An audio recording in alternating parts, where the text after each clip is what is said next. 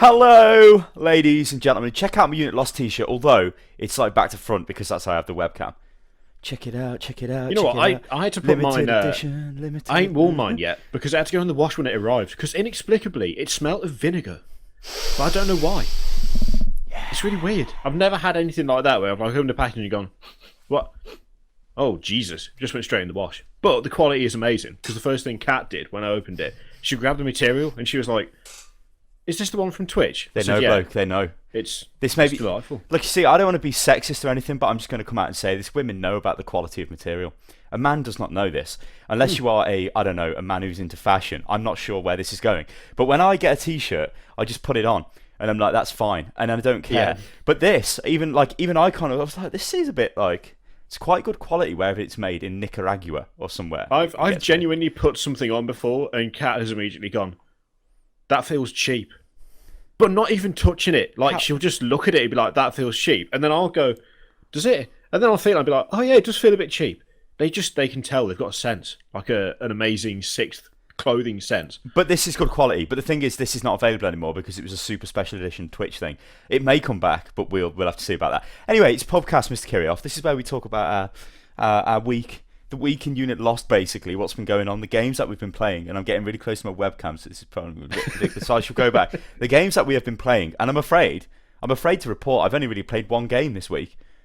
I think I can probably guess what the game is. Yeah, you can probably guess if you follow me on Twitter and all that shit. It was just The Witcher 3, that's the only thing I've played. I mean, what have you played this week? Well, I'll tell you what, we'll save Witcher 3 till last then, because I've played a couple of things, but they haven't been new releases, they've been kind of older stuff. So have you not been playing The Witcher? No. I don't have The Witcher yet. Why? Because I ain't bought it yet. I don't know. I don't know. He's not a clever man, ladies and gentlemen. There's keys for this. There's keys. I've been busy. Wait, we only got one? No, there's multiple keys. Oh my god. I didn't even know. Ladies and gentlemen. God. You know that we're a YouTube channel, right? I thought that we got one. Okay. I don't believe it. And you get stuff sent to you. And Mr. Kirioth, apparently... I don't believe it. Oh, dear me. Anyway, what have you been playing, Mr. Kirioth? Teach me not to check emails properly. Well, I've played a couple of things. I played a walking simulator earlier this week. There's a video on it on the channel. I won't go into it now because it's like, if you watch the video, then I'll say everything that I was going to say there. But it's quite a good video. Like, No, I think go it into lays it the for case. my sake, because I don't watch your shit videos. I beg your pardon. It's true, he actually doesn't. So, I played this game. People are starting to send me, like, it's like Dear Esther stuff. Do you remember when that came out and there's big fuss with it? Yeah. It's that kind of thing. And with people getting hold of like Oculus Rift dev kits, there's kind of like almost a small subculture of people who make these games to just look visually impressive. You know, and people with an Oculus Rift load up the game, walk around going, "Wow, this looks amazing. Oh my god, look at that tree." And it's not very interesting. It's just a bit dull, especially since they all seem to use pretty much the same engine. The ones I've played have all used the Unreal Engine. And they've all been set in, like, sort of foresty areas. And there's only so many, like, foresty areas you can build in your Unreal Engine before they all look the same. Which is one, so they all look the same. But the devs are trying to, like, make it so there's a story. So you've actually got an incentive to walk around and look at this stuff. So that it's not literally just walking. Because that's all there was in Dear Esther. It was just, like, you just walked and walked and walked. But as I was playing this game, I was like, I know the whole point is that this person has sent me this, so I get irritated and rant about it and say that it's terrible, and then it's like 5 minutes of cursing and I turn it off. It's like, there's got to be a reason why this is being done. And there's got to be a reason why, to me, it is just not interesting. And I generally worked it out because the day before, I played Transistor again. I'm partway through doing a New Game Plus on Transistor. And the way that presents the story is brilliant because you've got narration all the way through. The sword that you've got talks to you. The transistor talks to you. I've not even played that game. Although I see people, they go on about that. It's like, it's forgotten, basically, and it shouldn't have been. It shouldn't have been. Get the press it should get. I get that. Bastion got like a massive amount of attention, and Bastion was really good. Yeah, but like, here we go. But Bastion, Bastion was okay. But the only reason... by the way, this is a clip from from a green screen. You can use it as like a hand strengthening thing and put it on your nose. Ow! But I wouldn't do that because it's really powerful. It holds this thing behind me together. And this is a spare one. That's why it's still up. Bastion, okay. It was basically the narrator. That was it. That's why that Yeah. game was so popular. I'm just going to come out and say it. It was a decent game, okay. It was enjoyable. Wasn't the greatest thing since sliced bread, but because the way the narrator came across, and your character, what were you, the boy or the kid or some shit? I can't remember. I don't know. I think that was the main driving point behind that. But Transistor, from what you've told me, I mean, like I said, I've not played the game, but from what Kirioth told me, and his videos that I have watched on the game, to me looks like a vastly superior game than Bastion ever was, because Bastion was fairly simple, to be honest. Well, I've not played it. You know what I mean? So it's like, what's happened there? And I've probably got a fucking key. Like, I'm lambasting you for not having a fucking playing The Witcher, because we've got key. We've probably got a key, and I just haven't even touched it. Why, Mr. Kirioth? Why? Riddle me that, Mr. Kirioth. Why? You should. You absolutely should. It's one of those things where I think people were expecting essentially the set like Bastion 2. Yeah. I think they kind of thought, well, this studio is going to be kind of, Bastion Is it was Super this. Giant Games or something? Yeah, Something like that. Yeah. And it's like, well, we're expecting to see a similar kind of thing, and Transistor isn't similar to Bastion. I mean, it's similar in that it's got a strong storytelling element, but that's about it. The narrator in Transistor, just due to the nature of how it's delivered, is a lot more low key than the narrator in Bastion, and he's got a personal relationship with your character who has no voice herself. Like, she can't talk. She can sing along to songs. Like, something I really like about the game is if you press tab whilst the background music is playing, she hums along to it. It's only a small thing, but your character is a singer, so it's like it's adding like an extra element in. But for some reason, people just didn't latch onto it as much, and it didn't get as much praise as it should have done, because apart from the fact that the last act of the game goes on probably about, I'd say maybe about half an hour too long, it's pretty much one of the best games I've ever played. Like, I'd be perfectly happy if someone said, okay, well, you can have one game and one game only. I would actually probably pick Transistor, because I could play it over and over again. But it's because I was playing Transistor the day before, and this stupid walking simulator that I played called Home is Where One Starts, essentially, it dumps you in, and it's a grown woman narrating a memory. So, like, you play a kid. So you hang missed on. the bus to school. Fuck you, Mr. Kirioth. I just found your Transistor video. Now you want me to find the other video? God damn you. No, man. ignore that. Ignore Right. that. So, in Transistor, you've got the narrator. for He gives you fuck- the information. Just carry on. I'm doing a comparison between the two. Whatever. I'm just loading up walking simulator video. Here you go. Watch an advert, you bastards. So yeah. So in Transistor, you've got the narrator that talks to you constantly throughout the game. It describes like the person. It gives hints as to the personal relationship between him and your character. You know that he hasn't got a body. He was killed by the Transistor, and in being killed by the Transistor, he ended up like inhabiting it, and he's talking to you through it.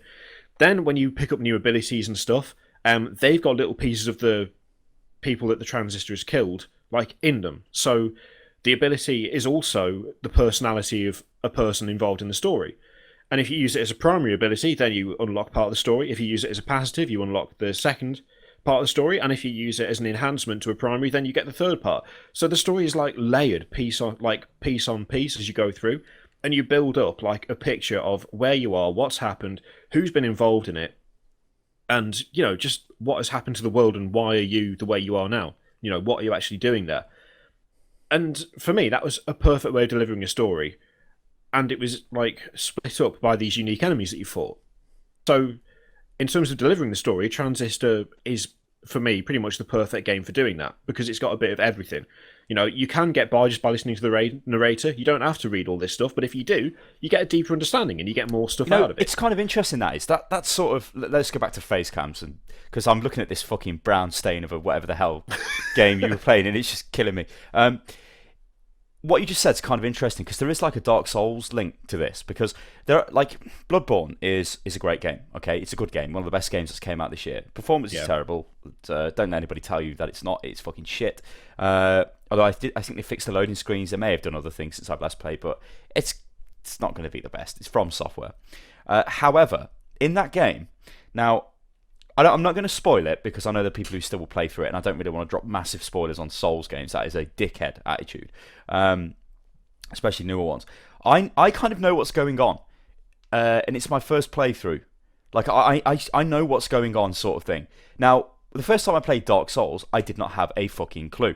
I was like, what the fuck is going on? I don't even know what... I don't know who this guy is. I don't know what... And apparently I've completed the game. I was so oblivious to what was going on. Yeah, well, there's a couple of things. Like, the hardcore Souls community, I've seen conversations they've had on places like their subreddits and stuff, and they'll say things like, there's no flavor text on the items in Bloodborne. Now, it's only a little thing, but in Dark Souls, you'd pick something up and it'd have some like ridiculous story attached to it, which makes no sense. It's like, what is this? But then you can slowly piece this together through doing various things in the game and finding other items or doing something, and you're like slowly piecing together what's going on in the world. The lore is not just given to you. I'm not saying it's just given to you on a plate in Bloodborne, because it's not, but it's more accessible by quite a lot. You know, I think things help, like the environment helps as well, where everything is generally uniform. It's this Victorian town, basically. Okay, you do go to a forest, go to other places, but it is generally, that's what it is. It's not like really disconnected, like, oh my god, what's going on here, sort of thing. And I've always said, like, the experience I had when I played Dark Souls, which was my first Souls game, was I was in another world and I knew nothing about this world, and I was just lost. And I really was just like, this is crazy because I don't know what's going on. But that kind of added to the allure of the game, whereas Bloodborne, not as much. Like, Bloodborne was like not as much, and I guess that's kind of the same thing, kind of what you were just saying. Well, it allows you to build up the story as you go through the world, and it's like incentive to try new things, isn't it? It's incentive to go and explore and to try and find different stuff, and it's like you pick up something new, and the first thing you do is go, okay, well, what does this say? You know, you want to know what the story is behind the item.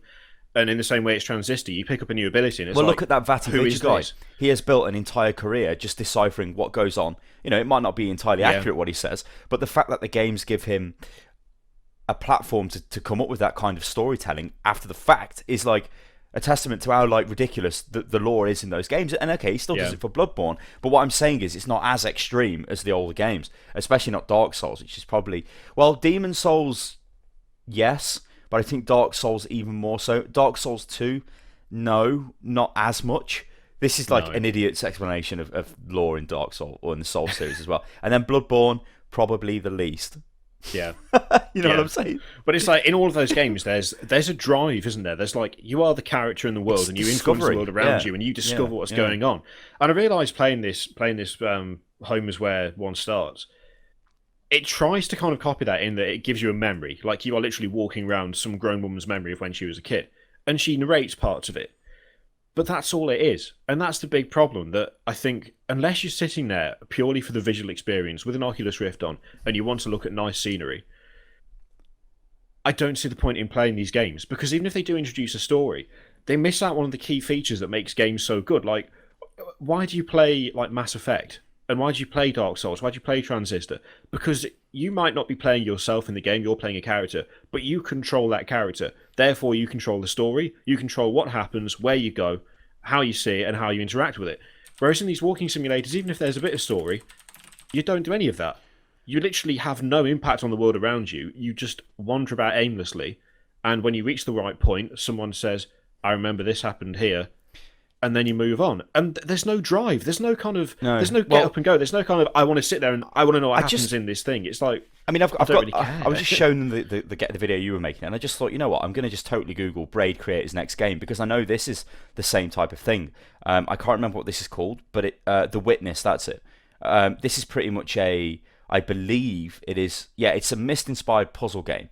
So it's kind of borderline, I'd say, between a walking simulator, because I mean the art style is very much like, it's very vibrant, it's very distinctive, it's something that you would want to sort of navigate around and find out what's going on. But also,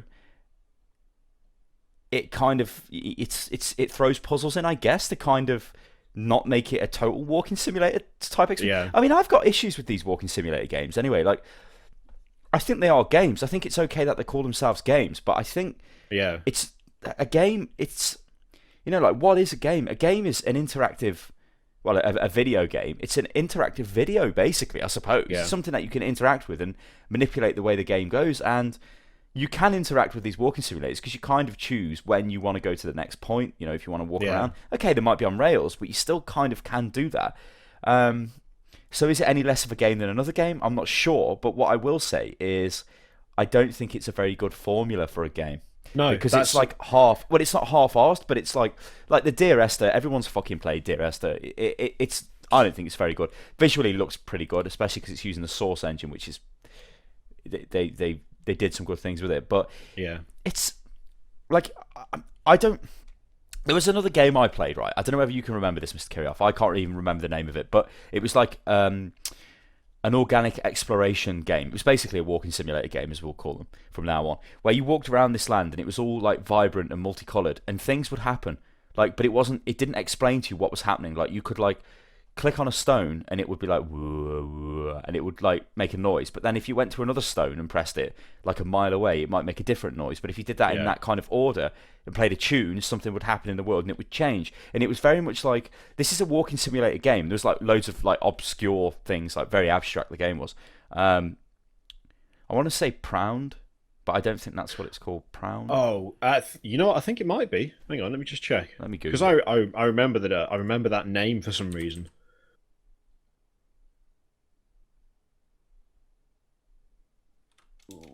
Maybe it wasn't. Pround. No, I don't know. It was a weird game anyway, and that was like a little bit different. Like, I think I actually remember saying in the video, isn't too bad. This is weird, but it was not very expensive. But you're not really going to play it for very long, because you'd have to have like the attention span of I don't even know what, to just repeatedly keep randomly clicking on things with no like okay, there were certain things like that may give you clues to the next thing to do or something like that, and you could do things in all different orders. But it was very much like you get these like arty fartsy games, don't you? It's like, oh yes, we're being so creative. It's like, yeah, but you're not really. It's like that mountain game. Remember that shit you played? Yeah, I think that's the problem. I think it's like people see it as like a way to be creative or a way to tell a story, but it kind of falls flat on both fronts, because it's not that creative, because it can be done so easily.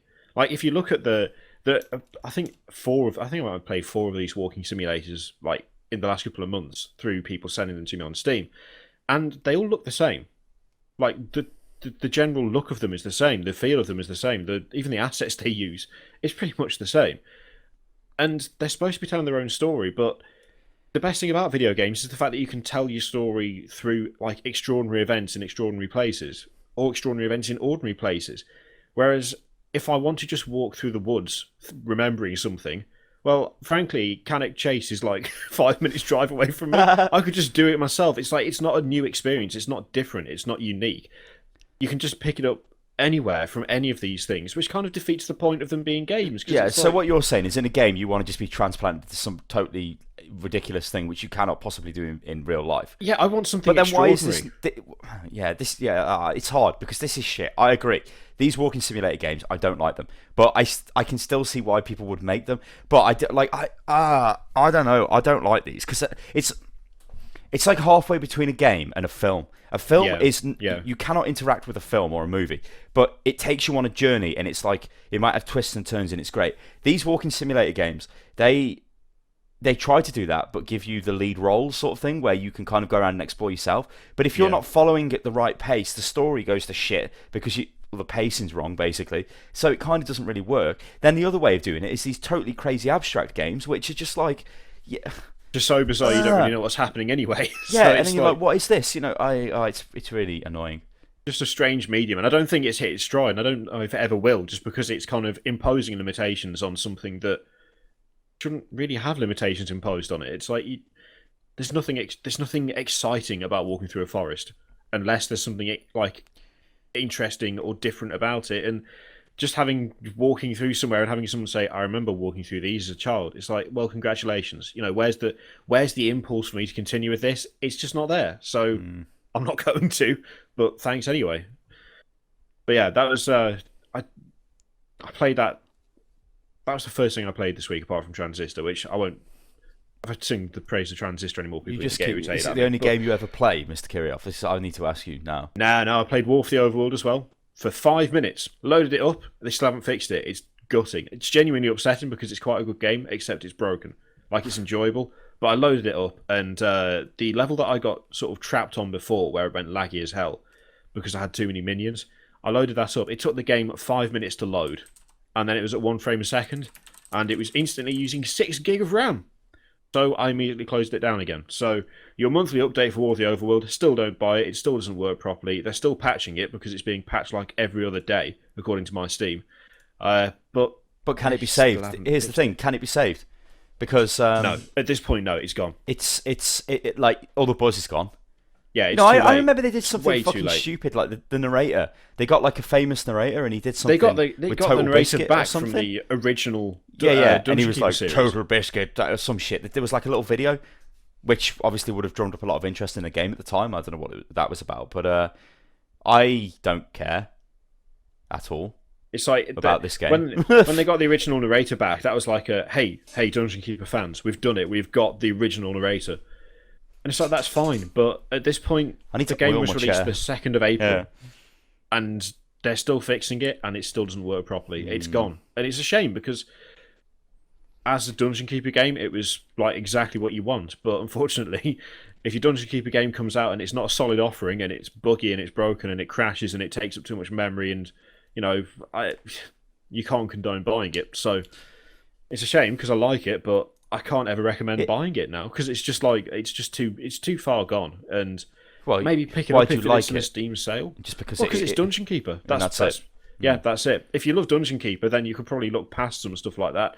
But the fact is, at the moment, I doubt you'll be able to complete the campaign. I can't, even on this machine, just because it has such a horrendous memory leak that it slows to a halt. Yeah, that's bad. I mean, I remember you telling me, well, you made 2 videos, and you made the one video where you're like, oh god, this is great, but then as you played it a bit more, it's like, holy shit, this is bad. So even the most professional of people in Mr. Kirioth do get carried away by the hype and get mullered. Anyway, let's do a bit of crazy wild speculation, Mr. Kirioth. So Heroes of the Storm came out in out of beta the other day. Now, well, no, it's in beta. It came out of alpha, so it's like an open beta, so anyone or beta can get access to this, and they've opened up cross-region play as well, which is kind of interesting to me, because there's been a lot of people who've been asking me to play the game with them, but they are in the US, and when I was trying to get access to the game for the US, they wouldn't give it me, weirdly. Blizzard wouldn't, but they was like, oh, it doesn't matter, because in a few weeks we can't give you the date, we will open up cross-region play. That was about 2 months ago. Anyway, they seem to have done it now.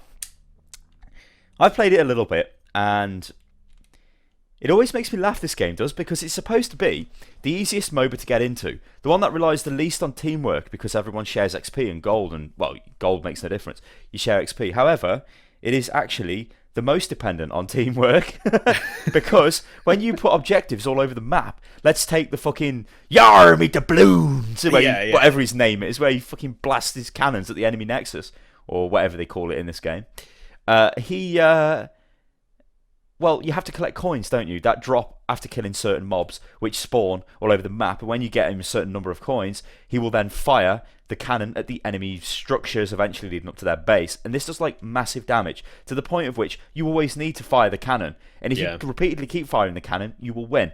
So what does that mean? Well, it means if your team does not contest the big money cash mobs, then you lose the game. Now, what does that mean? Well, it means that your whole team has to go over there and contest it together. Because if the other team are doing that, then holy shit, you're going to die. Because if they've got more people there at the thing, you're going to die. You're just going to die. And also, the map with the mines on. Same thing again. Well, fuck that one. The map with the plant thing, where you have to grow the massive plant and you can send it down the lane. It's like, well, you've got to get the seeds. You get the seeds from killing the mobs. Oh my god! And it's just like that game. Like I'll be honest. I do enjoy playing that game. I tell you as well. I really want to play a MOBA, but I cannot play League of Legends, and I cannot play fucking Dota, because I don't understand Dota. I tried to play Dota with some people. I won't mention their names, but they were vastly superior to me. This wasn't this week. This was some time ago. And when you're sitting there and you're like, I don't know what to buy, and they're just like, what? It's bad. It's really bad. But League of Legends, I don't know if I don't know whether I could handle that. Although I obviously do know how to play League of Legends, because it's not really that difficult. But I only know how to play certain champions in certain positions, or heroes, or whatever the hell they're called. And there's so many more champions now from when the last time. I mean, I played it for. It's too I much carried on time playing investment. it for a bit longer than it's you too did. much like right now. It's now like I don't even recognise half the roster. It's like, who the hell is this guy? I don't know what he does. I don't know where he goes. If I went and played it now, right, I'd obviously be on ranked or whatever. I'd go in solo queue. I'd be like, okay, it's great, but it could be a 40-minute game. Then it could be an hour game. Then the games can go really long in LoL, which is fine if you want to sit there and have that kind of investment. But when the game is lost at 20 minutes and you know it's lost and the team won't accept the surrender, so to speak, you can't leave the game because you're going to get punished. So you're forced to sit there, and that to me really fucking annoys me, because I think it's as I'm getting older or whatever, I'm putting more of a premium on my time, and I'm like, I not want to sit here with these fuckers pissing me about So fuck you. Whereas Yeah. Heroes of the Storm, 20 minutes is a long game, and it's probably finished by then, and that's fine. You can't surrender in Heroes of the Storm. At least you couldn't when I had to go. I don't think you Yeah. can. The problem is that I But don't understand why they made this thing of like it's everything is equal, therefore teamwork is not so much of a thing.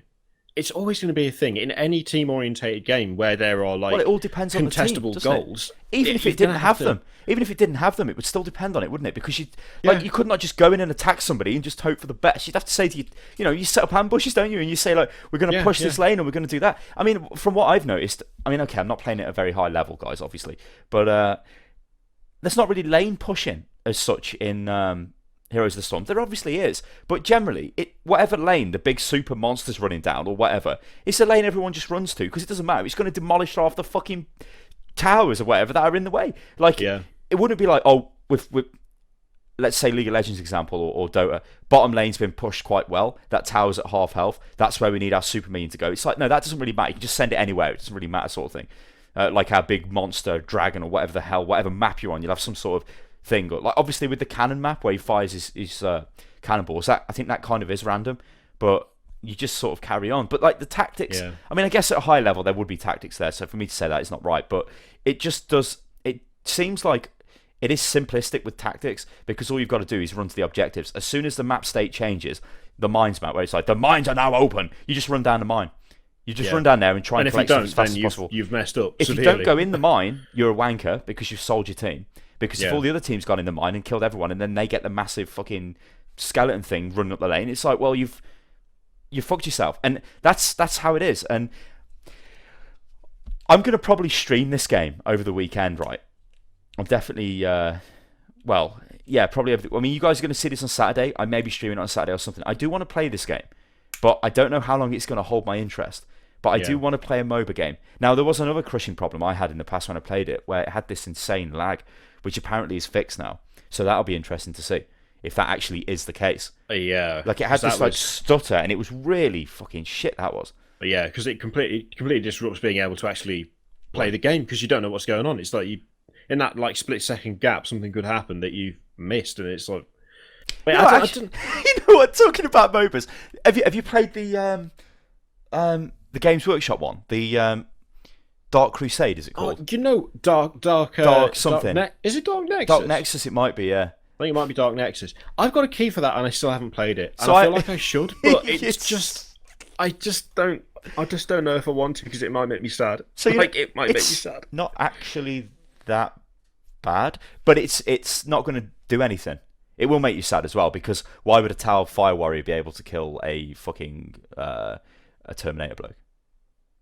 I don't think he can even damage a Terminator. He couldn't. He could, but I mean, it would. Yeah, no. No. So like that's the thing which happens, and there's like. It's all skill shot based. It's really weird. It's like a twin stick MOBA. Like you operate your guy running. You basically, like twin stick game. You run around and you're firing and shooting, but you control like your shots are a skill shot basically. If you're a ranged class, so if you're the Fire Warrior or the Space Marine Scout, you're like firing from a range sort of thing, and it's kind of funky, but looks like shit. Like really looks like shit. The animations are terrible. In fact, I'll bring up a list of what the classes are. It's it's iffy, Mr. Kirioth. But it's like the little mechanic of like the fact you've all got skill shots is pretty funky. Yeah. So I'm just going to go over, guys, to the website so you can just see what I'm looking at. So I'm looking at the Dark Nexus Arena website. I want to show you the veterans. Yeah, this is what the classes of the heroes basically called. So you've got a Storm Boy, right? Now a Storm Boy is basically just an Orc Assault Marine. It's not it isn't a named character or anything. It's not Captain Bad. No, not Captain. It's Boss somebody who's the name Storm Boy. So this is what annoys me. In fact, I'll get my friggin' Orc Codex because I know what his name is. He's Boss somebody. Is it Zagstruck? I can't remember, bloke. I'll take your word for it. You probably know anyway because you are the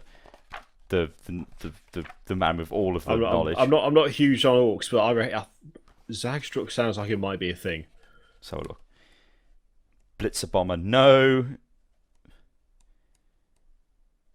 Boss Zagstruck. So let's just go back to the the thingy screen. Here we go.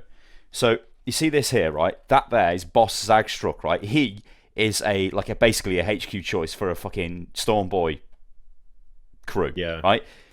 He's not just a Storm Boy. Like I said, a Storm Boy is just a lad. He's just a shit lad. So why is he here? Like, this is what annoys me. Like, as a legend of 40k, Mr. Kirioth as the hero of 40k, when I look at this and I'm like, okay, so like, you've got an ethereal bloke. That would be here. That's a Tau ethereal. That would be there, because that is like basically a fucking character. A Mega Knob, okay, I could let that go. Like, I could let the Assault Terminator go, maybe, because they're elites, right? Fire Warrior, what? That's just like Tactical Marine or something. It's like Imperial Guardsman. I mean, it's not a character. Like, oh. I've just noticed as well, under the Stormboy entry, Stormboy spend most of their time running combat drills. No, they don't. No orc spends their time running combat drills. They just kill people. each other. If there's nothing to fight, they fight each other. That's not a combat drill. They actually are just trying to murder each other. And Stormboys don't perfect their art. They literally are just normal boys with a rocket on their back, strapped on their back, and then someone like punches the rocket and they fly into the enemy whether they like it or not. And the ones who survive end up being good at it, and that's how it works. It's not. So I wonder how bad this actually is. Assault Terminator. To be deemed worthy to wear the ancient and powerful Terminator armor, a Space Marine Which, must by the way, that himself. Assault Terminator looks shit. Yeah, it does. I'm just going to say right now, it looks terrible. It looks bland, like there's no textures on it. Yeah. A Marine must have proven himself in the face of overwhelming odds time and time again. Maybe. They should have called it Tactical Dreadnought armor, though, shouldn't they? Anyway, Scout. While these warriors have undergone the extensive genetic modifications and rigorous training of a Space Marine, they have not yet proven themselves in battle. I thought Scouts were partially.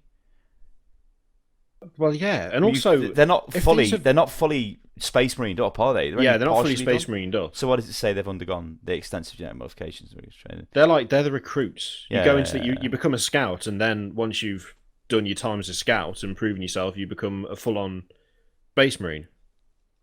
So, and also, hang on, don't you become like a Devastator, don't you? And then you become like an Assault Marine. Then the Tactical's the last one, isn't it? Yeah. Because you know everything, sort of thing. But this is like, you can have veteran Scouts, because there are Scouts who essentially stay Scouts to train other Scouts, because they are like so good at it. They are the best you could possibly get.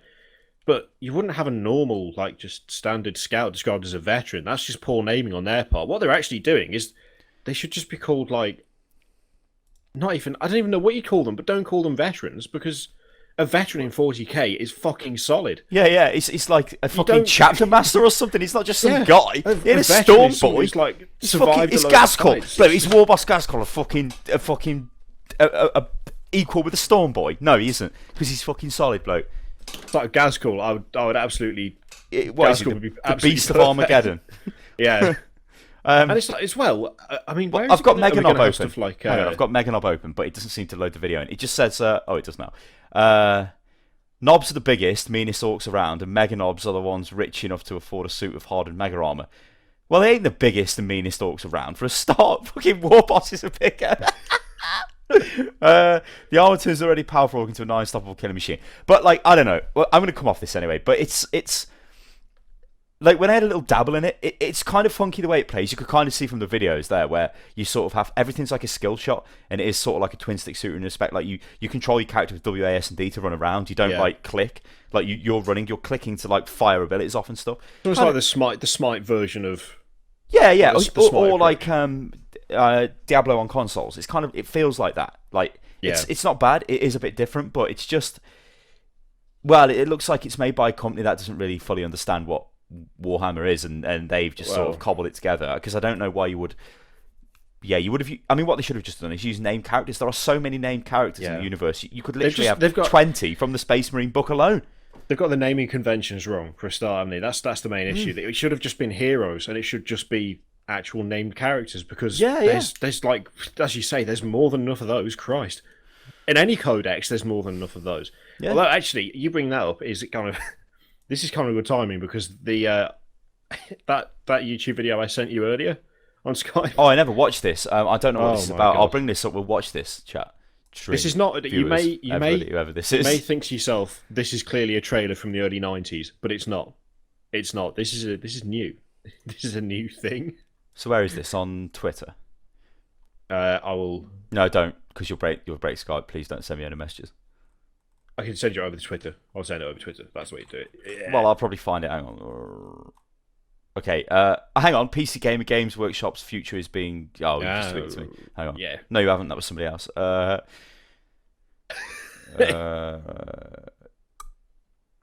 on. There we go. I have now. You bastard. Okay. Right.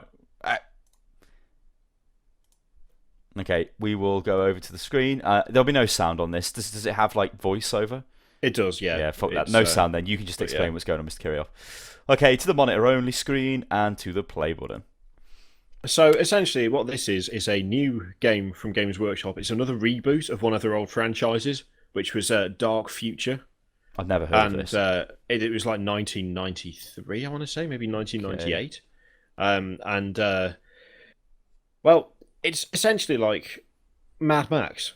That's basically what it boils down to. It's, post-apocalyptic cars, cobbled together with guns all over them. And now they're bringing the franchise back with a game. A Mad Max-like Dark Future game called Blood Red State. And it looks awful. Like, you can see in the trailer, that's what the game looks like. Looks like an iPad game. Yeah, it looks like a mobile game. It looks like something from years ago. It looks like... Once again, I'm forced to ask, what the fuck is going on at Games Workshop where this is a thing? Like, this is something they've approved? In fact, not even approved, because they would have to suggest this, because no one's sitting there going, you know what the world needs? A Dark Future game. Because, like you, no one's fucking heard of it. No one knows what it is. Only I know what it is, because it said on Rock, Paper, Shotgun what it was. Beyond that, I was like, what is this? I don't even understand, like, why this is a thing. And I don't get it. I don't get it, but I don't get it. I just don't understand. This is the thing that they've approved, they've funded, they've actually asked for. What is going on? Look at it. It looks shit. I'm not looking at it no more. It looks like there was a game on the Amiga I remember playing years ago where you had cars and you could like race around the track, and after every race you could like equip weapons and shit to the cars. I forget what it's called. Somebody will know what it's called. It was like obviously it was 2D, but it was like a top-down thing. You drove around. Yeah. I want to say Micro Machines, but it's not, because Micro Machines was far too non-aggressive for that. This was like aggressive murder on the road. I don't know. I don't even know what this is. I don't even know why it's a thing. Dear me. Anyway, what else have you been playing? Does not make any sense. The other thing that I've been playing... Well, we've been playing a couple of things. I played Civilization Beyond Earth for the first time. Fuck. This week. Now, I know it's going to sound weird, because people probably going to assume, like, us especially would be playing Civ, like, when it comes out. You played it when it came out, and I believe you said to me, this is not very good. I'd wait. Now, I thought I'd give it a go, because I thought, well, yeah, maybe there's something in this. No, there absolutely isn't. I do not understand, right? I know Civ 5 had years of expansions, and it had years to grow, and they added more and more stuff to it as it went along. But Beyond Earth doesn't even feel like it's come from the same people. It feels like someone has taken, like, a basic Civ game and put it out, as opposed to actually trying to make it a Civ game. And I've also decided as well that I don't even like the setting for Beyond Earth. I've realised, having played it. No. I don't enjoy it. It's just crap. It's like, there's nothing recognisable. There's nothing that jumps out at you as being, like, impressive or interesting. There's no kind of... I mean, I know we laughed all the way through making our Civ series, where it's like, lol, the pyramids are in the ocean, or why is the Eiffel Tower sticking out of a mountain, etc.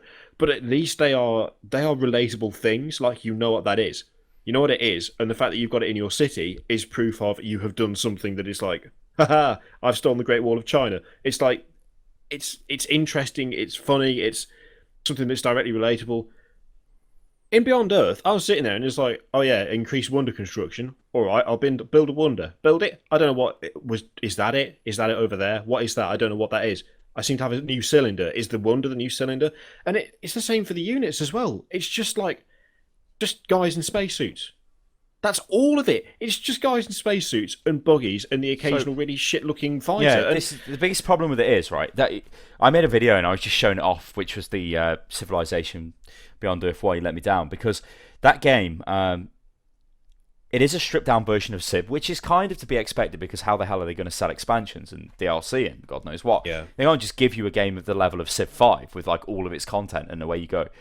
But the biggest problem is, and I did touch on it in that video, was just, well, I think the whole video is basically that. You do not fucking care. You just, No. you can't relate to anything because all of the nations that are out there are not really nations. Like, one of them is a corporation, one is like this and that, and it's like, you don't care. What they should have done. You know, they're not people from history, they're not they're just like a recognizable, guy they're or a just, random it's just a woman. guy in a suit, and it's like, I don't care what a guy in a suit says. What they should have done is actually done Beyond Earth, where all of the states should have been there, but in space. That's what it should have been. Because you can imagine, like, they would have sold way more game. Gandhi in space, oh my god, you know, or the British Space Empire, or the bloody Americans in space, or the Russians in space. That's what it should have been. They kind of tried to do that because you've got like the Slavic, whatever they're called. They're like the Russian, like, you know, all the Slavic nations. They're kind of those together. There's the American, like, something corporation which is in space. There's like a European Eurasian something corporation. Then there's like an African corporation. That's it. You know, it's like you don't care. The game, I mean, it's got an expansion coming out, hasn't it? So maybe that'll be okay. From what I can see, that kind of just adds a load of like naval shit to it. You can have cities on the water, which is like, okay. But the biggest thing, the absolute biggest thing is it's just a reskin, dumbed down version of Civ 5 because it is not. It is not different. All they've done is change the tile set on the map. They've just changed the tile set. Stuff taken out. Yeah. They've changed the tile set on the map. I think that the one good thing to come out of it is the research tree is better. I prefer those like crazy trees instead of just a flat tree. It's like a web. Interesting. It's a lot more interesting to navigate and look at, and it kind of it gets a bit dull when you're just looking at a long.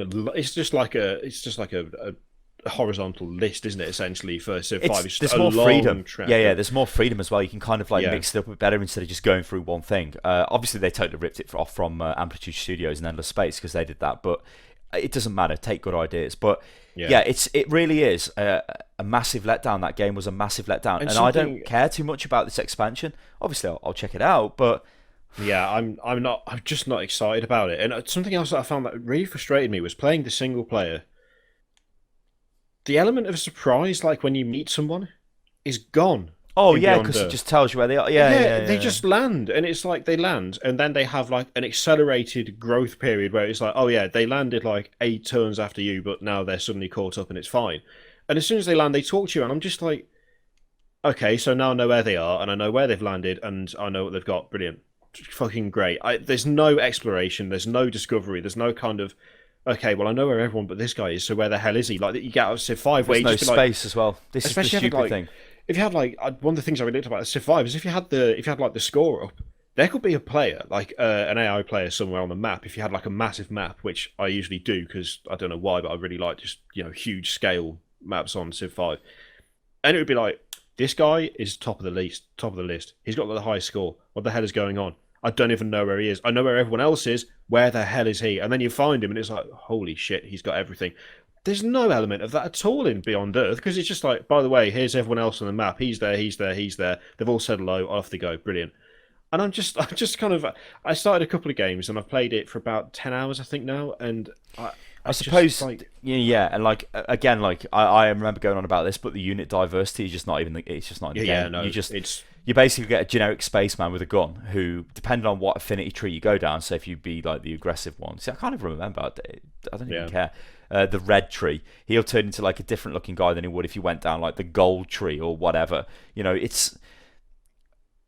and the units all get upgraded as well, so you don't really get the funny situations where it's like a spearman against a tank, which is stupid. Okay, I get that's stupid, but it's still, that shows that you are at a technological level vastly superior than the enemy or, you know, the other states sort of thing. Whereas in this, it's like that doesn't really happen. There is like a progress through technology. You do see like the portraits change.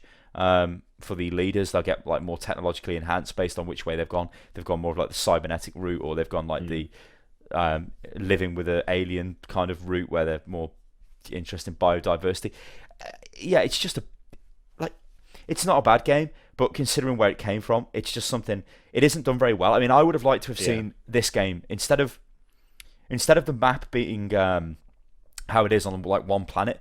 Why was it not done like Galactic Civ 3 is done? Why are the planets not actually cities, and all of the tiles are like various space things like nebulas and stuff, and you can like Yeah. farm the nebulas or do stuff in crazy space gas. I don't know why is that not the case, or why isn't an asteroid belt so we can set up mining facilities? And so you actually are beyond Earth. Then you are like Yeah. a space civilization, not just we're on another planet, which is just like an alien planet we've found. So really, it's just Civ 5 again, but it's Civ 5 as it launched. So there are fuck all. I mean, Yeah. an annoying thing I remember with the trade. The trade routes, I just did not give a shit after a while.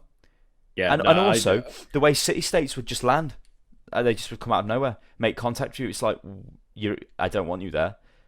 I know this is stupid. A lot of this you can get rid of as well. Like when Kiryu was saying about the discovery thing at the start, you can get rid of that. You can, like, there's loads of mods and stuff, but there's lots of options and mods and stuff. But it's like as the game launched, like with the default options, it's just nowhere near as good. And I think the problem is that it's like you say, it's not a bad game, but when I play it, I don't think this isn't a bad game. When I play it, I think I want to play Civ 5. Like if your brand new game does nothing but make people want to play the previous game, then you've not done a good job on your new game, because you're supposed to be getting people excited and hyped and wanting to play it, and instead it's just like, I could play this.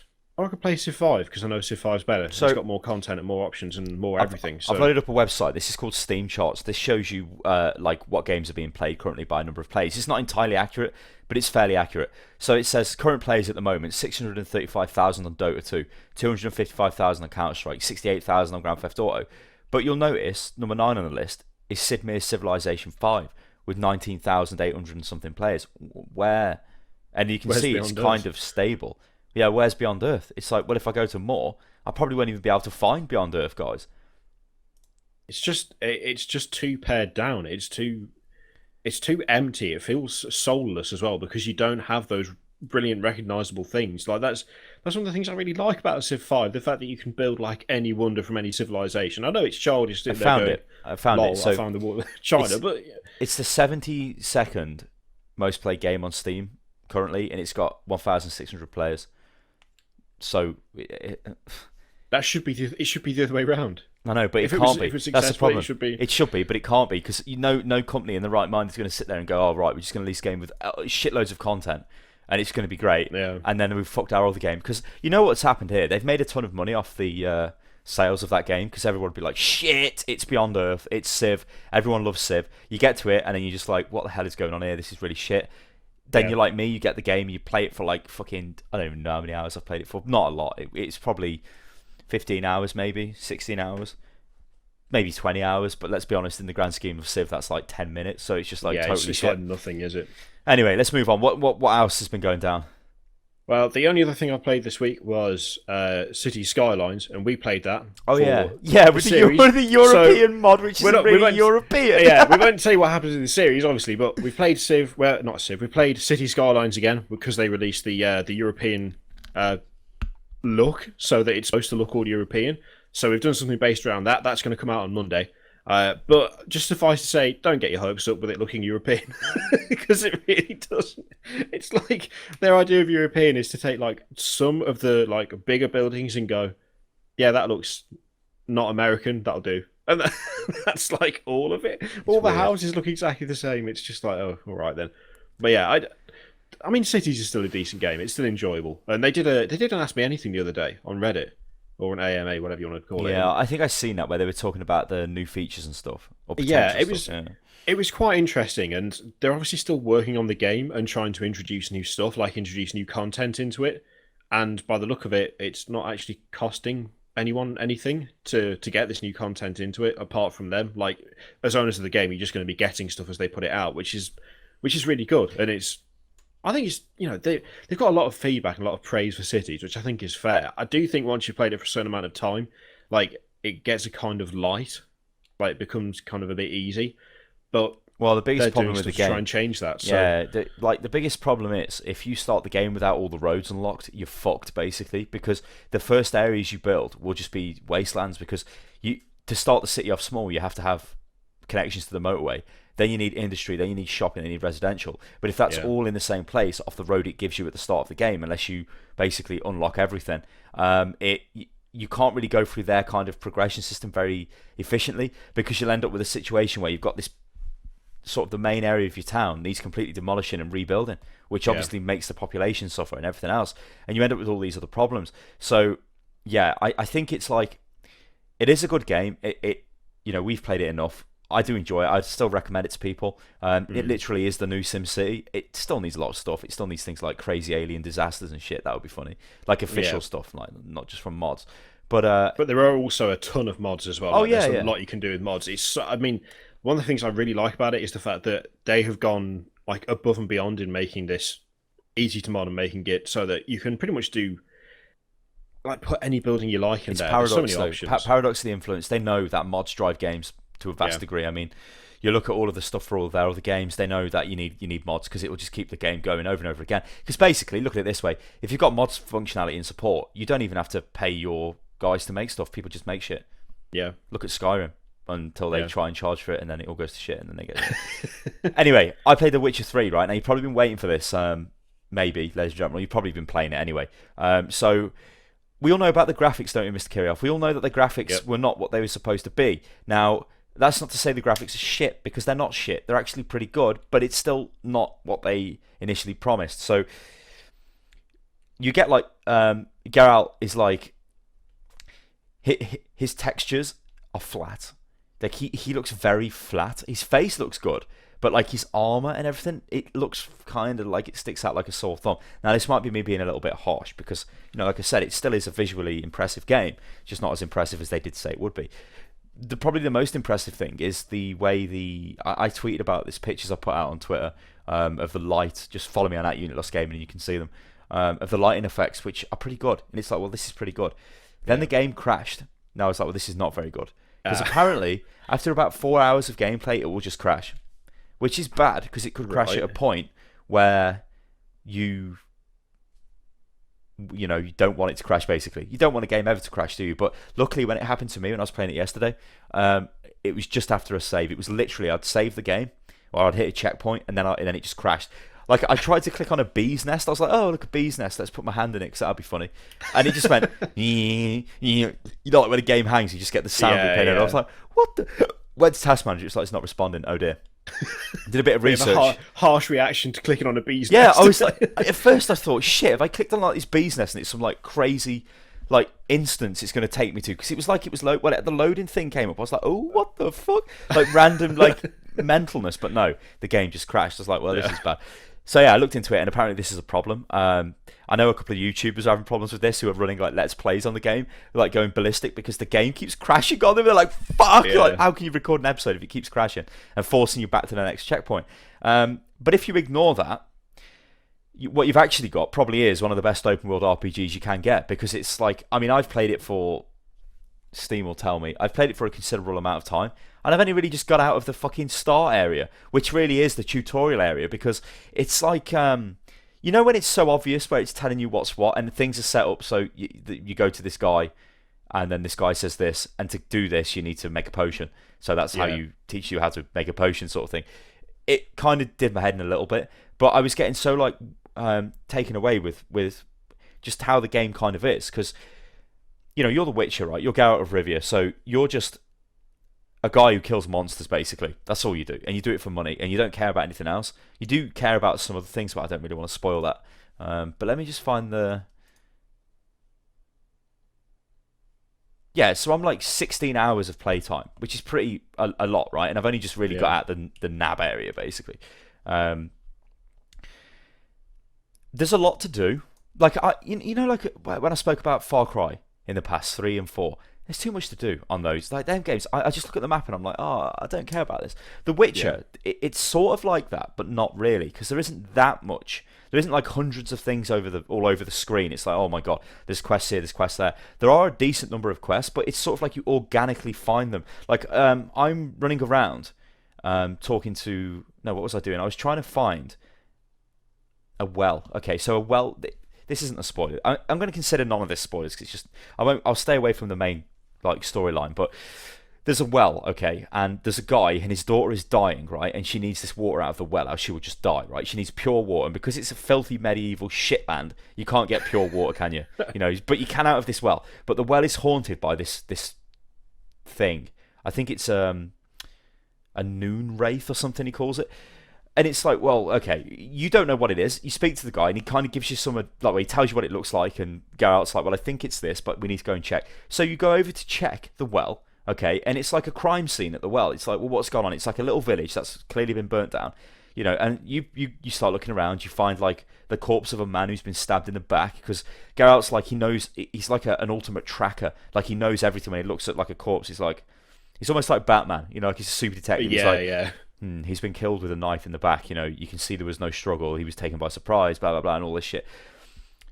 Then you find, you go through some other stuff, and you see that the bucket in the well, the rope is taut. Well, why would it be taut? That's a bit weird, isn't it? Well, it's because his wife tied it around her neck and jumped in the well to kill herself because he'd been murdered. Because you work all this out, because, like, the guards, the soldiers come in, pulled this guy... No, stabbed the guy in the back without knowing or something. Pulled her out of the house. Obviously raped her and did whatever they do because it's fucking terrible in the world. And then she was like left on the floor, but she threw herself down the well, or she may have killed herself. I'm not sure. There's quite a lot of stories, but anyway, she's hanging down the well. You have to go into the well because you need to find the item that binds her to the world, because she's obviously this crazy noon wraith, mental ghost who just fucking murders people for no reason because she's so angry. Well, there isn't really no reason. You can see why she would be angry. You get her bracelet, and you bring that up, and you find a corpse, and you set fire to a corpse to burn everything, and it's great. But obviously, when you do that, she turns up because she's not happy with that. In fact, you're burning a fucking body. So then you have to kill her, or kill her wraith. It's not really killing her; it's setting her free, sort of thing. Then on the way back to this guy's little hut to say, "I've done this. Here's the well is free. You can go and get the water and save your daughter." I come across a guy who is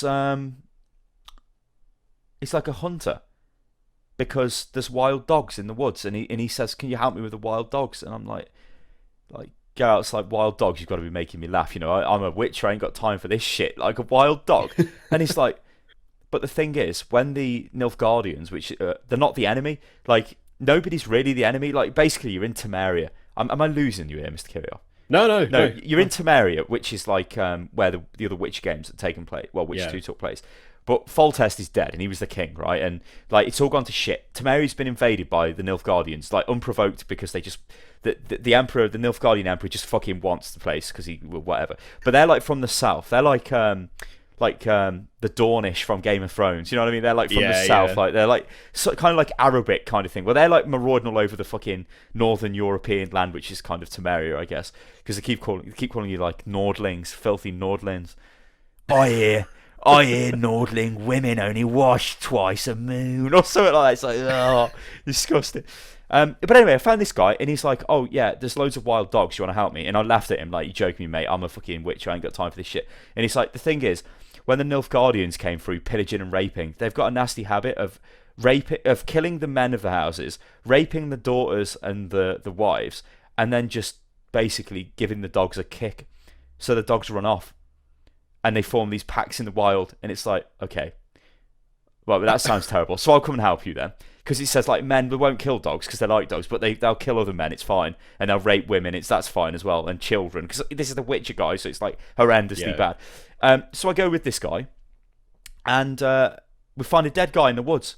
Now, bear in mind, this has just fucking happened randomly. Like, it's not like I'm looking. I don't look at the map. I'm just running around like a crazy. There's a guy in the woods, and he's like, "Oh, I know this guy. He's been like mauled by these wild dogs, which I've just killed." And he's like, he was a stable hand at the Lord's Manor, where this guy used to be the head hunter, and there was like a chat dialogue to ask him about why he doesn't work there anymore, what happened to the Lord, sort of thing. So I asked him, and he went, "Oh, it's because I'm a freak." So Geralt is a freak, obviously. He's like a mutated Witcher freak. Everyone calls you a freak. It's like, a freak, like under your breath, freak. That's something that I never understood with that in Witcher 2, where people are like, "Yeah, you're a fucking freak." And I'm thinking, the guy's like a genetically mutated monster who they don't know, though. Murder you. Yeah, but what are you doing? They don't know. Don't call him that. The peasants are like, "Where you take our firstborn? You're interested in buggery and all this shit." It's like, oh my god! Like, but that's what it's like, because they're like uneducated idiots, like the peasants are. And they're like, they've got fear for you and stuff like that. But this guy was stable hand. You asked the hunter guy like what he did in his past life. He tells you he's a freak. So Geralt's like, one of the options is like, "Oh well, just deal with it." And the other one's like, "Well, I'm a freak as well. I understand where you're coming from." And I clicked on that, and Geralt says that. He goes, "What's your problem? Is it lycanthropy? I can help you with that." And the bloke looks at me and goes, "No, but I was in love with the Lord's son." And he's like, and Geralt's like, "I'm sorry." And then he goes into this massive tale about how the Lord's house fell to complete ruin because he found out his son was gay with this guy who was the hunter, and his son committed suicide, which sent the hunter guy to it. And it's like, whoa. But this is what The Witch is like. It's like, oh dear, it's all a bit too real, sort of thing. So this guy's like, that's all.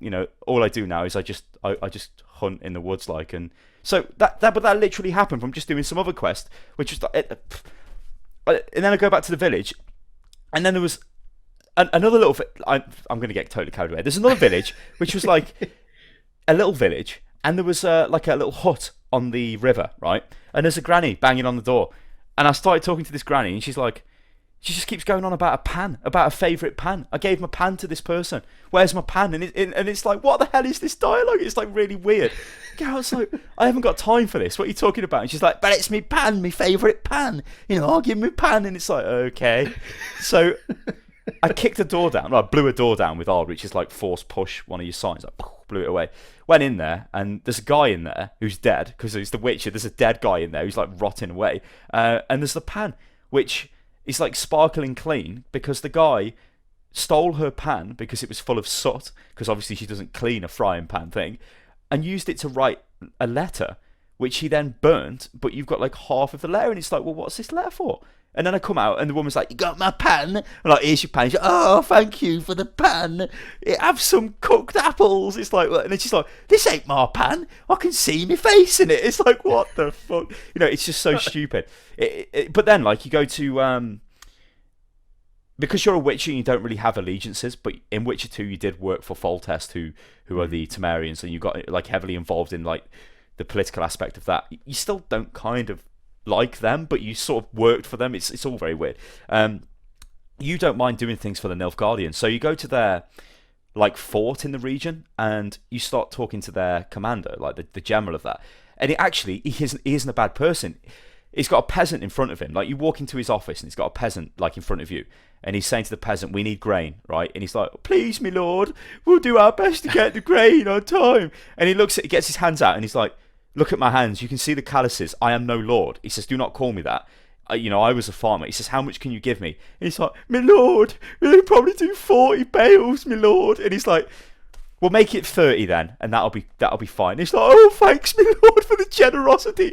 And he like goes out the way. So then you start talking to him, and it's like, okay, well, this guy, these Nilfgaardians have been sort of balled up as the fucking like murderers who've just come in to kill people. Because I've just been told about soldiers murdering and raping, but that's what they do. That's what a medieval soldier would do. You know what I mean? Doesn't necessarily mean that the people they work for are bad, although obviously they are if they've started a war. But anyway, the general guy's like, well, I need your help, Witcher. There's a griffin. We need to get rid of this griffin because it's just like, it's murdering everyone. It's obviously bad. If you go and get rid of it, I'll give you some coin and it's great. And you're like, oh, okay, cheers for that. And then like, Geralt, you got some chat options, and it'll be like, you're not actually that, you seem like a decent, upstanding guy sort of thing. Okay, whatever. You go away. You do some faffing about. You come back to the area, and as you walk through the gate, like, so now I'm thinking this guy's not too bad, the Nilfgaardians are not too bad, but as you walk through the gate, the peasant is in there in front of you again in the fort with a sack of his like wheat all over the floor, and the Nilfgaardian general guy's like, you appear to have given us a sack of grain that is rotten, sir. And he's like, please, my lord, I didn't know. And he's like, I'm afraid, according to our laws, that's 15 lashes. And he's like, my lord, no.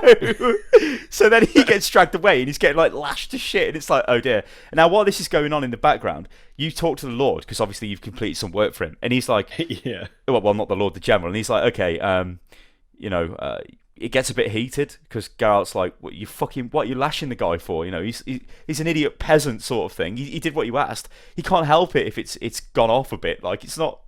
But he was like, it's an insult though to our military code, and that's how we have to function. If anybody bought military supplies that were rotten, they would get 15 lashes. And in the background, all you hear is, psh, my lord, like going up. It's like, what the fuck?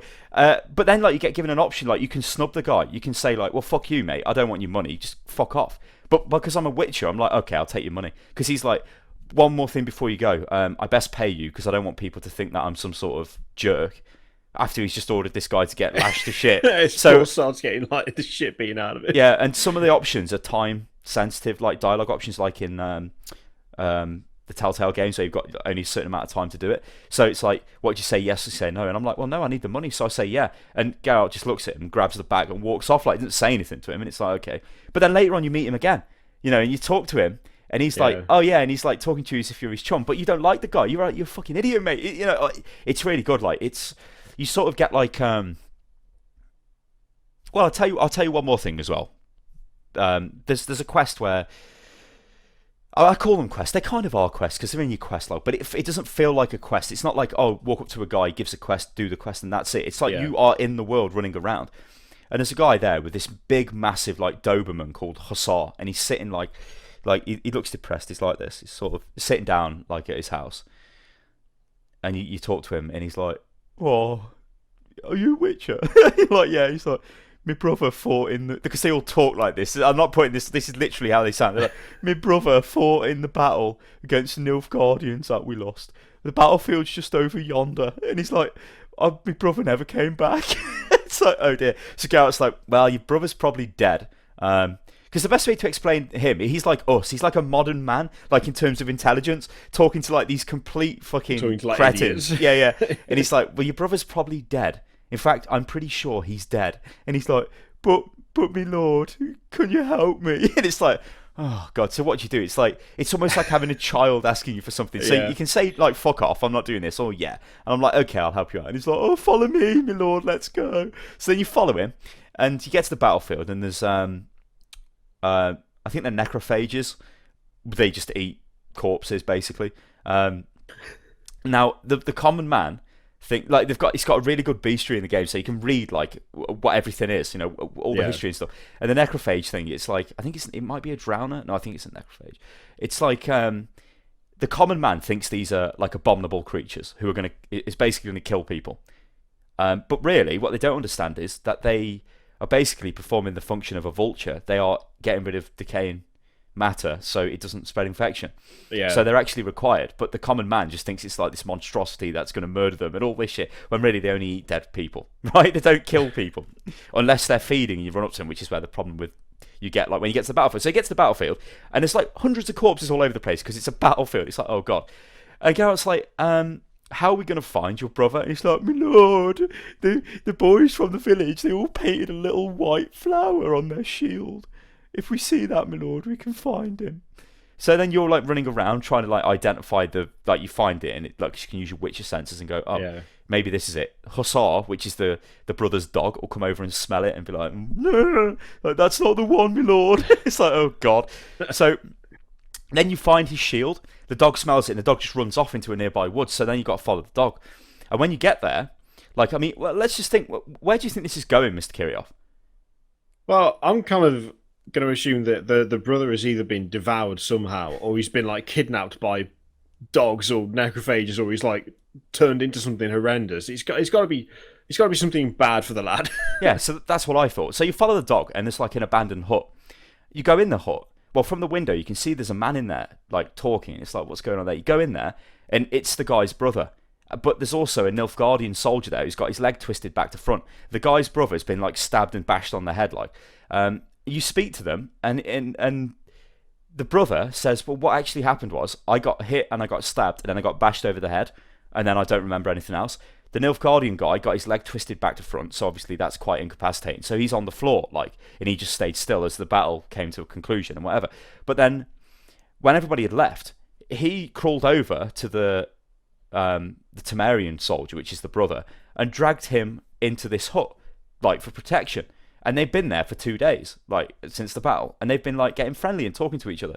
And it's like, well, you don't expect that, but that's like real. Like, a soldier is just a soldier. It's like, it doesn't really matter who he's fighting for. And they're like getting friendly with each other, and they don't understand why there's a war and all this shit. obviously, as the Witcher, you've got a few choices now. So it's like, well, you either just shop the guy in and get him wasted because he's an Nilfgaardian who's invaded the place, and the locals will kill him. You know what I mean? They will literally kill him. Yeah. His superiors will kill him because, well, he's deserted a battle and he's ran off with the enemy, basically. So they'll kill him regardless. So it's like, well, what do you do? And what I said to the brother who wanted you to find the brother who was the soldier, I said, why don't you take him in? He has saved your brother's life after all. To which that guy says, well, my lord, I can't do that. If they finally got a Nilfgaardian, my lord, it'll be the end for me, my lord, and my family. And then you're like, well, no, just make it work. He saved your brother's life. And then he's like, maybe I can dress him up in some old farmhand's clothes. Maybe.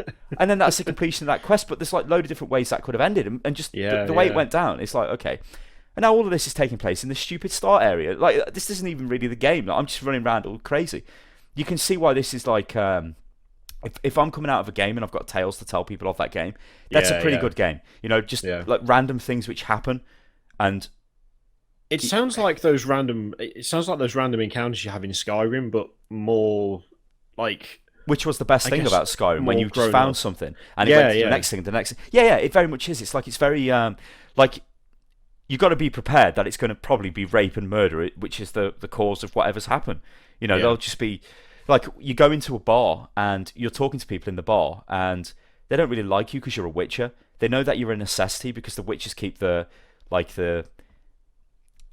not the wildlife in check, but the fantasy creatures which roam this world in check. Like, without the witches, there'd be a big problem.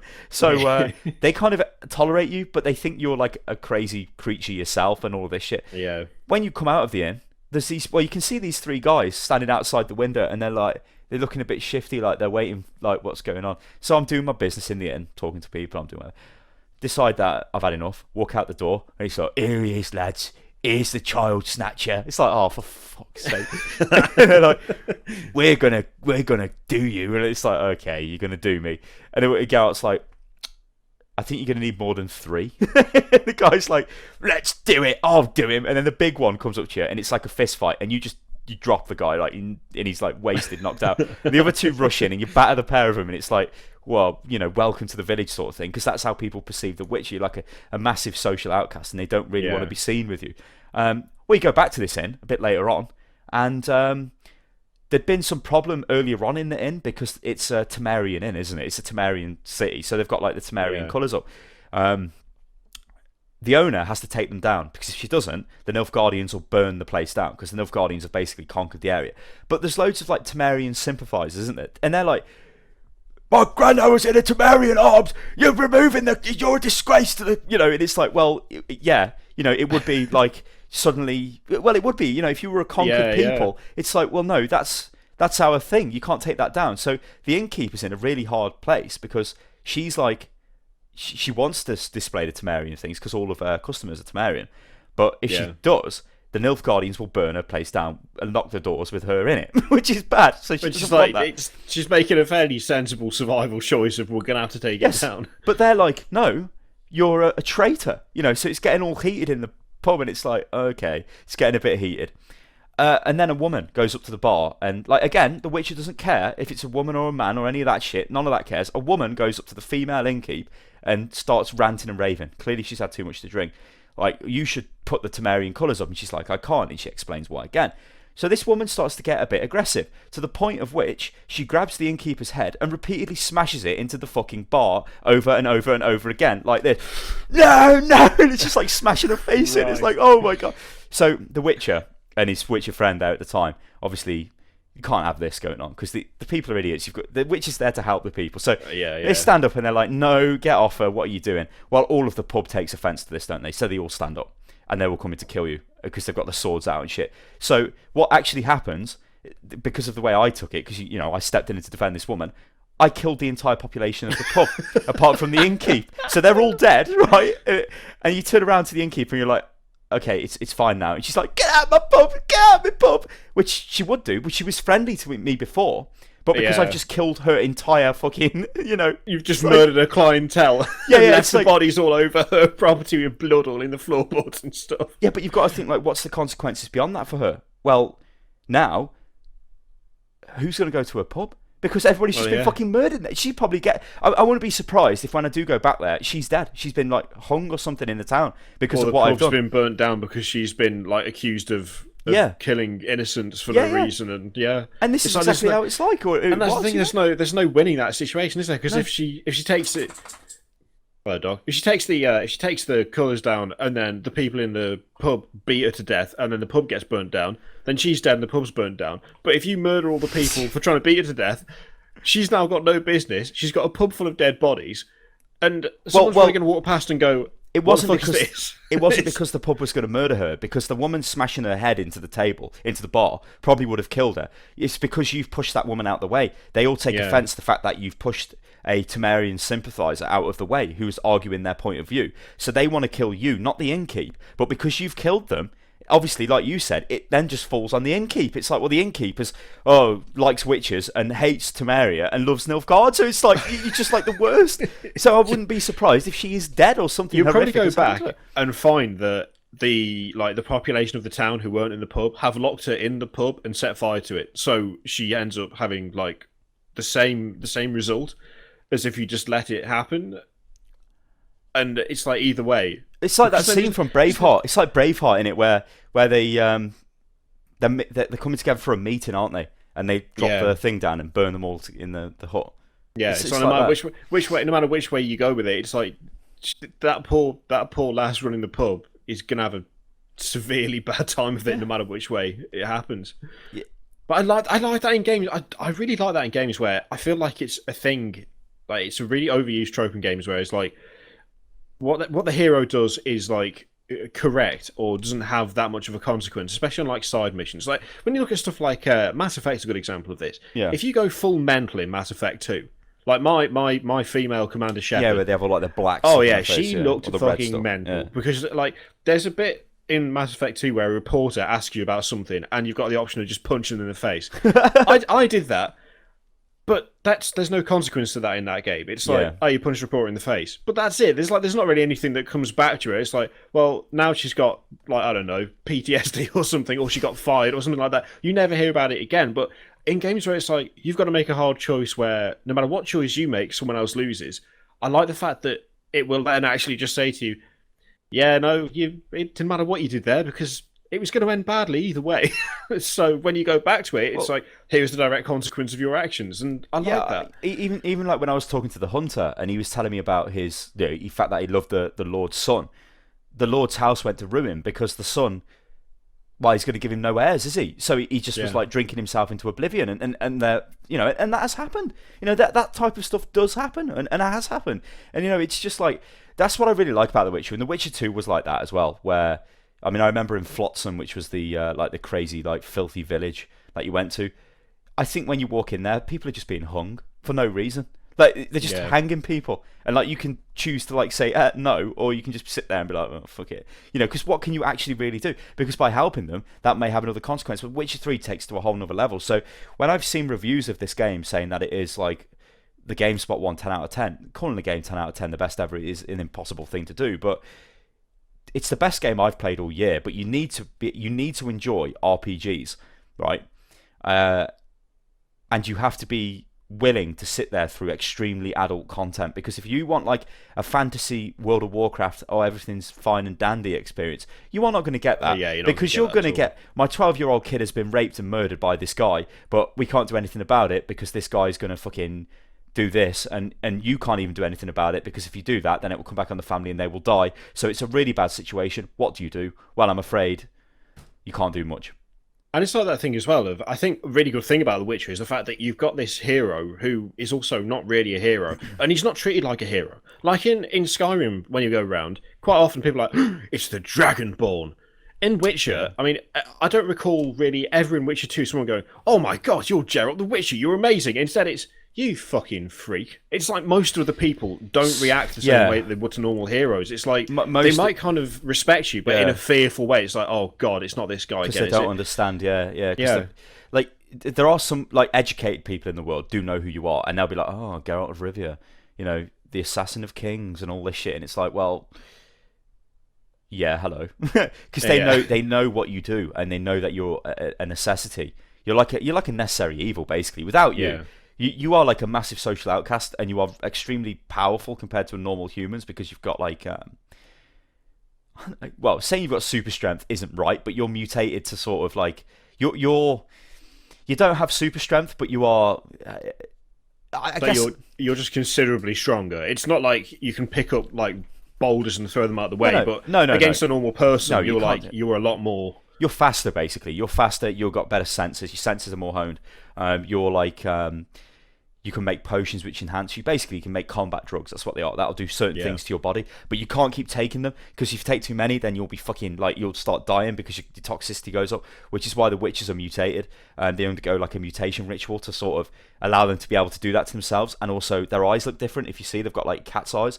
That's because they've got witcher senses, so they can basically go into like a state where they just sort of exclude everything and they can sort of hear things distant. And it's kind of cool how it does it because it's like you do feel like you're far away yet not far away, but you can sort of focus on things like how it's done. Yeah. And that's it. He's like, I guess you could compare it to Space Marine. You're sort of, you are Captain Titus, you are strong, but you can still die. Like a normal enemy could still kill you. Like a guy could kill you in a bar fight.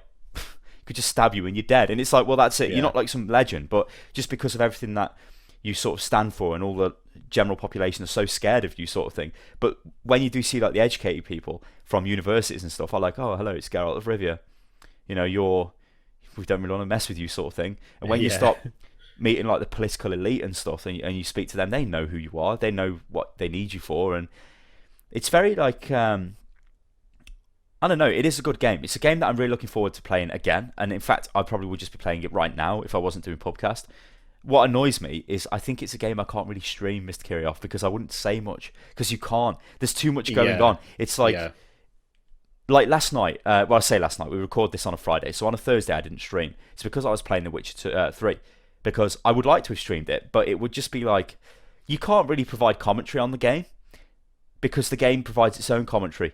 Yeah, you know, and it's something you really just need to take yourself away and play. And I don't know. I think it's a great game, and I could honestly recommend it to people. Obviously, it's got the crash issue. Hope that gets sorted. Graphics are not what they said they would be, but they are still pretty good. But yeah, I can't really. I'm trying to think of any other examples I had of crazy stuff which wouldn't.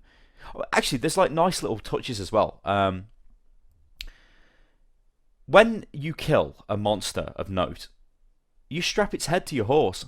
It's like you've got its head on your horse, and it's like this is to prove you've killed whatever the hell you've been out to kill.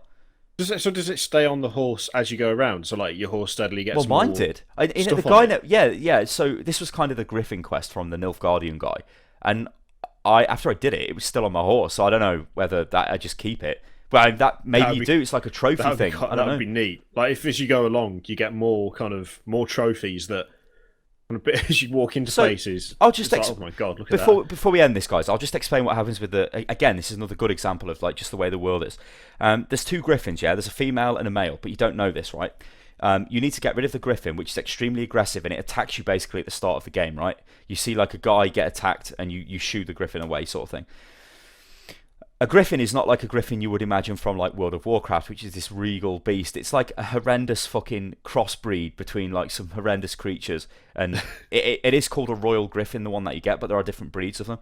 It's like a cross between like a mongoose and something else. It's like a vile thing. It just kills stuff. It's basically instead of it being like a kind of nice fantasy griffin, it's like a nightmare version of it. It's like but if you imagine like an evil thing. Yes, but the thing is, why is it evil though? It's not like, you know, why would look at your pet dog. Your pet dog's not even an aggressive, but if you were beating the thing up every day, it would get angry, right? And that's kind of what's going on with it. It's not a nice creature, the griffin. Don't get me wrong, but when you try and track the griffin down, you find a party of like dead people basically, and you're like doing your Witcher sense thing, and you kind of like can see footsteps going off in a different direction.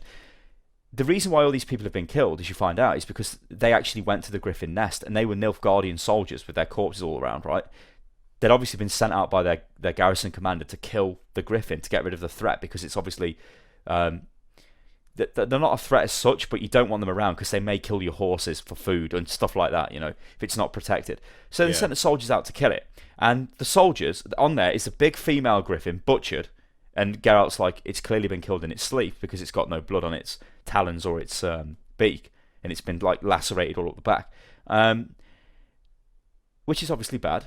It's especially bad when griffins mate for life, so that's bad. And Geralt knows there's another griffin around because there are eggs which have all been smashed up by the soldiers.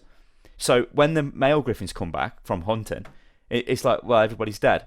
And because they mate for life, now he's angry. And it's said that they go into just a state of like anger, basically, and they just kill everything. Just so like they made it angry. Yeah, they're another predator, but they don't prey on humans. They prey on stuff that humans find useful. But in response, humans are like, "Oh, we'll just murder it," which makes it like an incredibly pissed off animal, which is entirely justifiable. It's and not like the witches say, this is what happens when you don't send a professional to do the job, because that's the point of the witches. The witches would make sure it was all tied up. They'd kill both of them, basically. They'd get rid of them, and they're like poachers, really. But if you send an idiot to go and do the job, they've just made it worse because they've killed the female and left its body there and smashed all the eggs and gone down the hill and started having a celebration. So the fucking males come back. And it kind of sounds like it's just, they've kind of approached the not black and white thing to the creatures as well. So instead of it just being, this creature is evil because it's evil, it's actually, this creature is just an animal. It just does what animals do. Yeah. And then funnily enough, when you kill its mate, it gets angry because it's an animal, and that's what happens. Which, it's very true. It sounds subtle, like not kind of like subtle in that it's not just like this is how it is. Instead, it is kind of how it is, but only because of actual natural things. And if you think about it, that's how it would be anyway. It's not just like a given of this happens because it's evil, this happens because it's good. Instead, everything's kind of got a shade of grey to it, where it's like, well, if you think about it, it does morally challenge you. I mean, like I've got so you have to get rid of this because it is a danger, right? It will kill the people, like just the innocent people as well. So you go away and you collect a root which is underwater, but when it comes out of the water, it smells like rotten flesh and it's like really overpowering. That's because they generally eat stuff which is died, or if they get angry, they will just kill stuff and eat it if it's alive. These griffins, so especially the royal griffin. So you lay a trap in a field and you just wait. Because the griffin's got an amazing sense of smell, so eventually it will find it. And it does, and it comes over to you. And then you've got to kill it. But, it's not necessarily done anything wrong. You've just killed it because it's been riled up by people who don't understand what is going on. And then you've killed the poor fucker because now he's so riled up. It's like, I guess it's like when you have to put down... I mean, I guess you know this with having to put down your cat. It's like, you don't want them to die, but you know that now they've got to a point where... you can't really help them anymore. Yeah, that was exactly the reason. In fact, the day that it happened, I remember I sent you a message and I was like, the serious question, if something you owned, if an animal you took care of, had attacked someone, would you put it down? And it was literally that. It was like, well, this cat's gone into someone's house and it's actually attacked them. If there was a kid in there, then I'm sorry, but a cat could probably kill a kid. A really angry cat. Blind it anyway. Could do horrendous damage. And so it was just a case we had to just sit there and go, well... yeah, we like the cat, but, someone's come to us with a picture of their partner's arm all lacerated. If they come to us and say, our kid's blind because your cat's just, slashed its face up, that is clearly not... that cannot be allowed to happen. Therefore, much though we love the cat's got to go. There's nothing I can do about that. It's just a thing. And I like that is kind of being approached and being put into stuff like The Witcher, because it's a much more mature and I guess life experience way of approaching stuff like that. That's what I think that's like a critical thing. I mean, we're not kids anymore, and I think for kids playing the game, they would be like, and a kid to me, this might offend some of our Sams, but if you're under 20, I guess, okay, you could still be mature and that's fine. But generally, those sort of people of that age group, I don't think they're going to be they're just going to be this is a bit they're probably not going to pay much attention to it. I think it's boring maybe in some respects, but it really isn't, because when I'm sitting there and I can read into all these extra things and I'm like, this is we need to kill this griffin, but it's not really I'm getting morally conflicted about killing this thing because it's not actually bad. It's just in the wrong place at the wrong time, and it's been pissed off by dickhead people who now you've got to go and clean their mess up, sort of thing. And even with all the other stuff with the poor farmer getting his lashes and stuff, and because that's just the law, and think about the general. If he doesn't do it, then his men will probably think he's a fucking bit of a pushover. So then that might cause him more problems. That's how it is. That's how it is. It's that's just how it is. I don't know. I think it's a good game. It's definitely something you should pick up if you are a fan of RPGs and especially more adult-centric games as well. I mean, there are things like if I want to be negative about it, I could say that I don't like the way it controls, even with a controller. Geralt tends to Really? like speed up a bit too much. Like, you sort of keyboard and mouse, I find it very difficult to play with because it's clearly not designed for that. It's designed for a controller. With a controller, it's much better. But when you like sprint, or like if you want to get to an item, like say around a table, you sort of like overshoot the table sort of thing. But I think in time you would get used to it. So I think that's me just adapting to the game. But I did find that a bit alarming. I was like, whoa, what's going on here, sort of thing. The horse is good though. I like the animation on the horse, and the way the horse works is pretty good, because your horse is like you've got a horse stamina, so you can gallop with a horse. I forget the term. I think gallop is when it's going flat out, maybe. No, a canter. I don't know if it's like canter. It's like jogging and then whatever, it can sprint. Yeah. But it's got a stamina bar. So obviously when that goes down, it has to rest. But an interesting thing with the horse is it gets scared. So if you're running through the woods and there's wolves running around, the horse gets a fear factor, and it's like raising. It's starting to raise because the horse does get spooked, and it'll fucking throw you off and run off if it gets too scared. So you got to be careful. Like you don't want to just like run through the woods because, oh yeah, it's a shortcut, let's go. It's like, well, yeah, but there might be a fucking some angry thing in the woods which is gonna like the horse is gonna shit itself. Yeah. One last little tale I'll tell you is, again, I'm just running around while I'm on my horse. So I'm riding my horse, go through a little swamp, go up a hill, and there's a guy sitting on a log, and he's like, "Are you a witcher?" So I stopped, got off the horse, over to him, and he's like, "Hello, sir. I'm a merchant, and I've just been attacked by drowners or something. No, I've been attacked by something. It swallowed my horse whole. But there's a box, a little box. It's really precious to me. If you could get that back for me, Mr. Witcher, that would be great." And so Geralt's like, "I'll do it, but you got to pay me. You do understand I'm a Witcher." He's like, "Okay, I'll give you a bag of coin." So you go down. So now you're thinking, okay, it's just like the horse. The guy's stuff's been taken. You believe the guy. Why wouldn't you believe the guy? You go down there.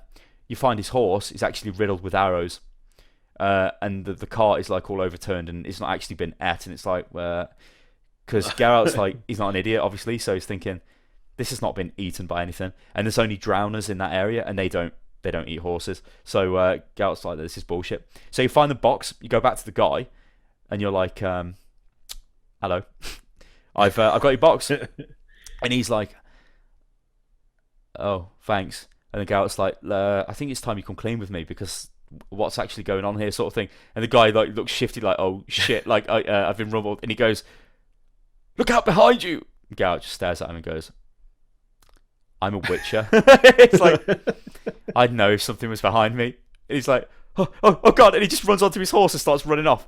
Geralt's like, oh my god. And so then it like gives you control back again out of the dialogue screen. You get onto your horse and you run after him, like, and knock him, like slap him around the head, knock him off his horse, and then take him away to like a secluded area. And when he wakes up, he's like, oh god. And then you're like, right, you're gonna tell me what the hell this is about?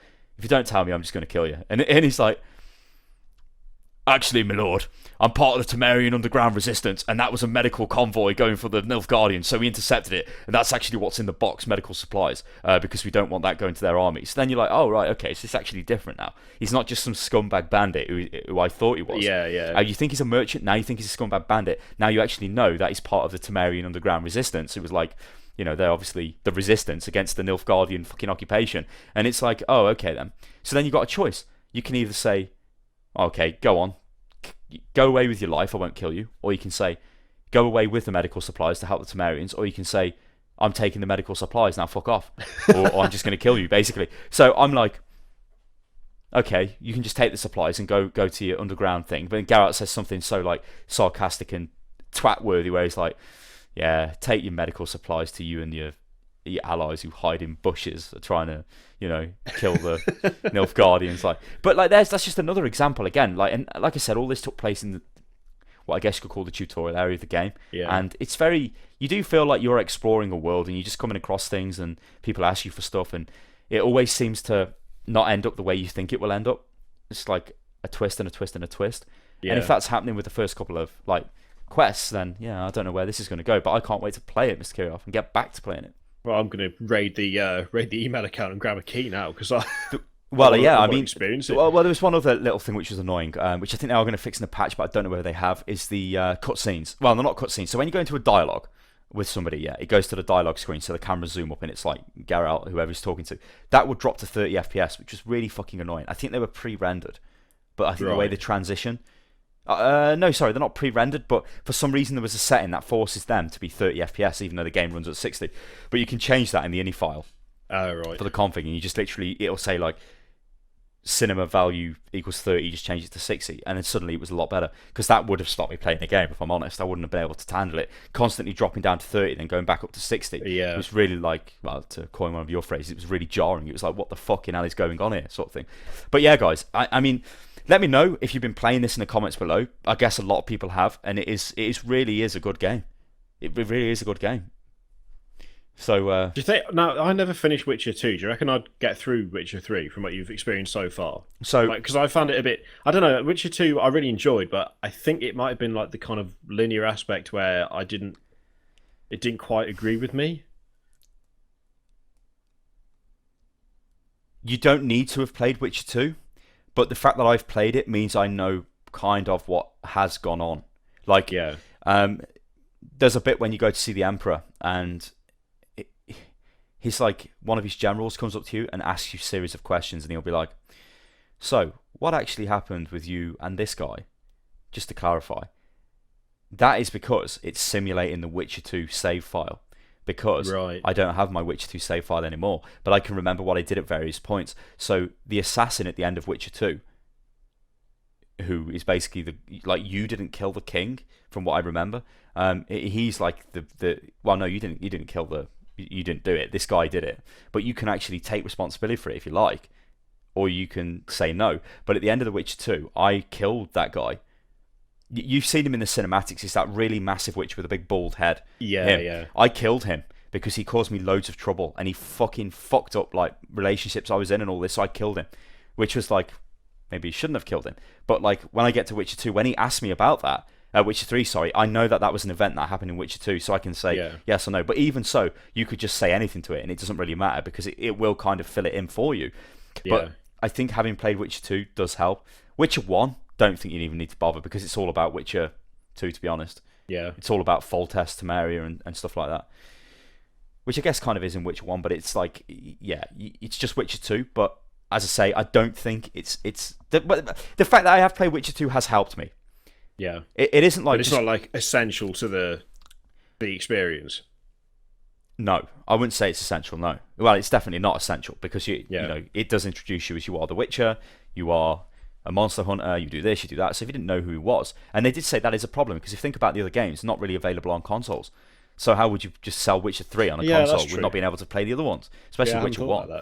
I think Witcher 2 might be on consoles, but I'm not sure. But yeah, I'm going to leave it at that anyway. I've done too much talking. I've not played anything else.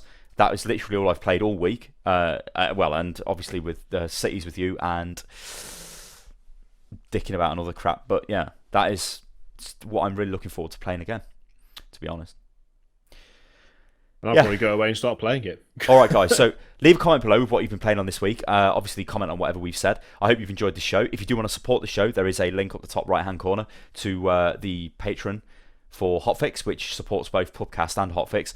Links in the description as well. And we'll catch you next time, ladies and gentlemen. Toodaloo. Toodaloo.